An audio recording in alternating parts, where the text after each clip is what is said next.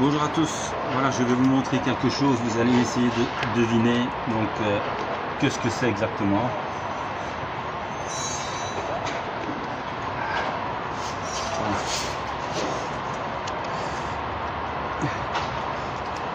Voilà, qu'est-ce que c'est pour vous? Essayez de deviner, je vous montre après. Voilà.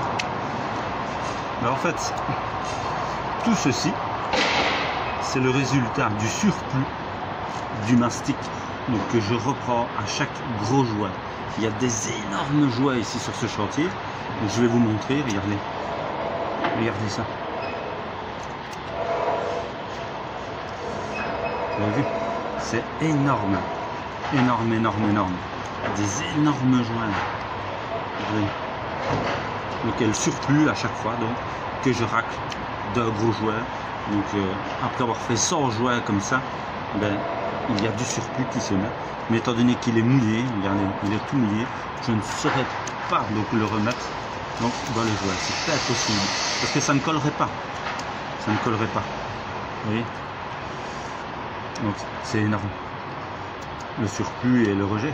Donc on est obligé pour avoir un jouet étanche de le faire de cette façon. Et alors je vous montre comment le faire pour avoir justement un jouet étanche. Donc vous n'avez pas le choix en fait. Regardez.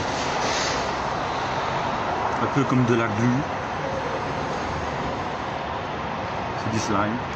Voilà, et alors je vais le remettre dans un seau, donc avec de l'eau que je jetterai malheureusement. Voilà. Je vous montre donc de quoi je vous parle.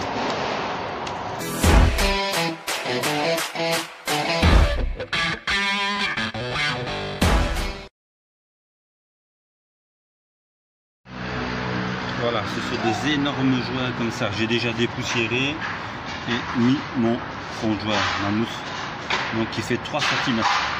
Donc regardez la largeur du jouet, énorme, énorme, énorme. Donc je vais vous montrer d'où vient ce surplus parce qu'en fait vous devez absolument remplir jusqu'au bord pour pouvoir avoir quelque chose après d'étanche. Si vous le faites creux, l'eau va s'y mettre, va s'infiltrer dans les terrasses, ça c'est sûr et certain.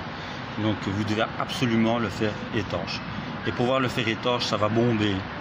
Je vous montre. Et le surplus qui va bomber, ben, c'est ça que je récolte à chaque jouet. Voilà. Donc vous êtes en fait obligé de le faire déborder pour avoir un jouet plat. C'est important dans une terrasse. Voilà, ici, vous n'êtes pas mouillé. Ne pas faire de trop. Je vais juste le repousser comme ça sur l'autre. Voilà. Je ne fais pas de trop.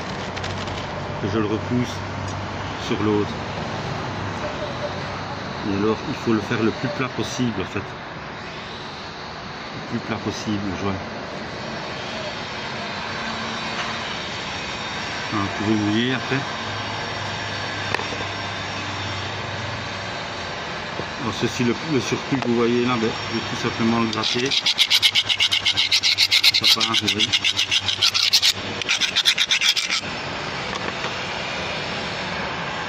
Voilà. L'important en fait c'est que tout soit bien étanche et bien fermé. Vous voyez? Donc l'eau coule dans la rigole, elle s'évacue, vous voyez? Donc c'est ça le plus important. Si vous faites votre jouet beaucoup trop creux, alors il va rester et c'est une source d'infiltration.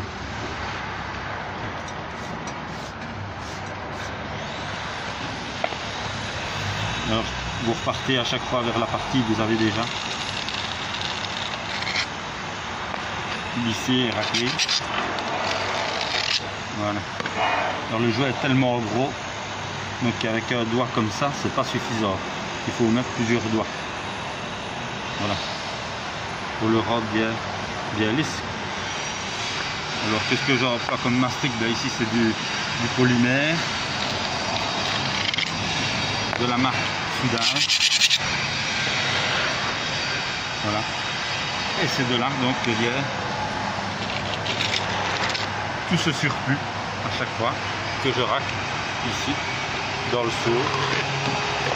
Et alors pour finir, ben, ça devient donc, vous voyez, et ça devient irrécupérable, quoi. Irrécupérable. Pour récupérer ça, il faudrait, ça serait trop compliqué. Donc sur chantier, quand on doit faire une grosse quantité donc, de jouets. Alors, je vais terminer le jouet. C'est vrai que la chape n'est pas terrible ici. Je reprends comme ça. Chaque fois, mon couet, je vais faire d'abord mon couet.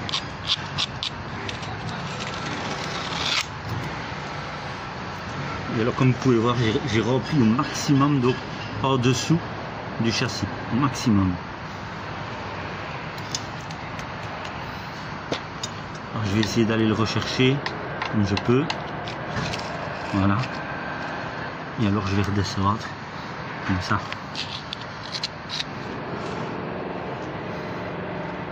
Donc je vais repasser ma mère. Donc, c'est tout fermé, donc je vais aller du coup vers la partie donc, que j'ai déjà faite. Et ici, pour essayer de faire un beau coin, je vais remonter. Je vais remonter. Et alors essayer de casser l'arête pour que ce soit à niveau et aller le plus loin possible, évidemment, ici à l'arrière. Que tout soit bien fermé. Et ici, essayer de casser l'arête pour faire donc tout à fait la même chose. Voilà. Alors qu'est-ce que j'ai employé comme mastic? Là c'est celui-ci. Donc c'est du polymère, du soudage, du 215 LM. Donc ce n'est pas du silicone. Donc il va résister à long terme. Donc ça sans aucun problème quoi. Voilà, je vais continuer donc mon travail et faire donc tous les jouets un après l'autre. Voilà, donc par contre ici, donc j'ai un énorme jouet. Regardez ma main. Un énorme jouet. Vous avez vu? Donc je vais devoir remplir. Et alors celui-ci donc que j'ai déjà rempli en descendant, donc je vais essayer de le lisser d'ici. Donc je vous montre comment réaliser ce coin là. Voilà, donc je l'ai rempli, mais j'ai rempli uniquement donc jusqu'à où mon bras arrive quoi, évidemment. Il faudra le terminer donc absolument à l'échelle. Vous pouvez le tirer comme ça avec un pinceau, avec une pointe, oui, un peu comme de la peinture ici. Quand c'est petit comme ça, c'est très facile, c'est génial. Ça devient un peu plus compliqué quand vous avez un énorme jouet comme ça.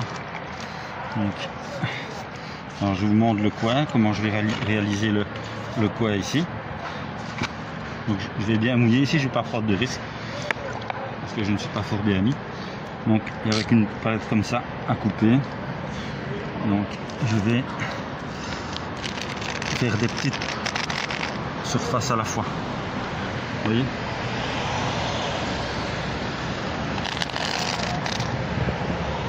Je fais des petites surfaces à la fois pour essayer d'avoir un jouet le plus droit possible qui se verra évidemment d'en bas. Et alors ici également, donc après avoir bien mouillé, faites de petites quantités, bien fermer sur le jouet pour bien colmater, étancher les fils, ça c'est très important.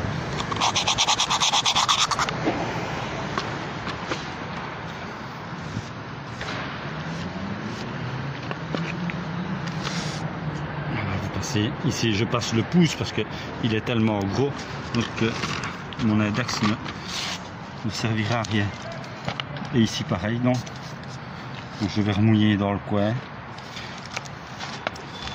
Et alors je vais essayer de passer le pouce tellement que le jouet est énorme.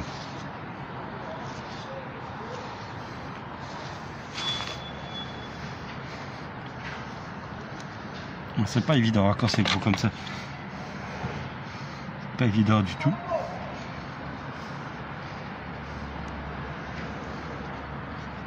Un peu par là, un peu par là. Donc le coin, bien le refermer. Et alors il va falloir donc que je nettoie le coin ici pour le faire propre. Voilà. soit il faut prendre un bateau de bois. Bon, ici évidemment je n'en ai pas sur moi, donc je vais essayer de nettoyer au maximum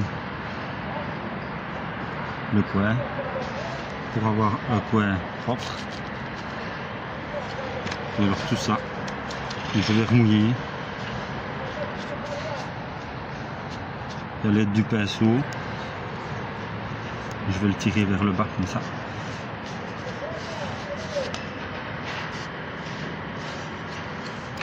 Alors je vais refermer tout ça comme il faut. Je referme mon coin.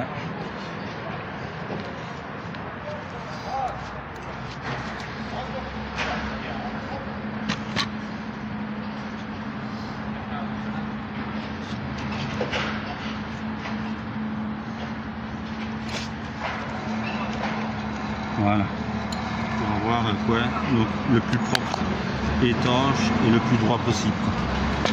Voilà, si vous aimez mes vidéos, n'oubliez pas de les liker et de vous abonner. Donc à bientôt et à la prochaine vidéo.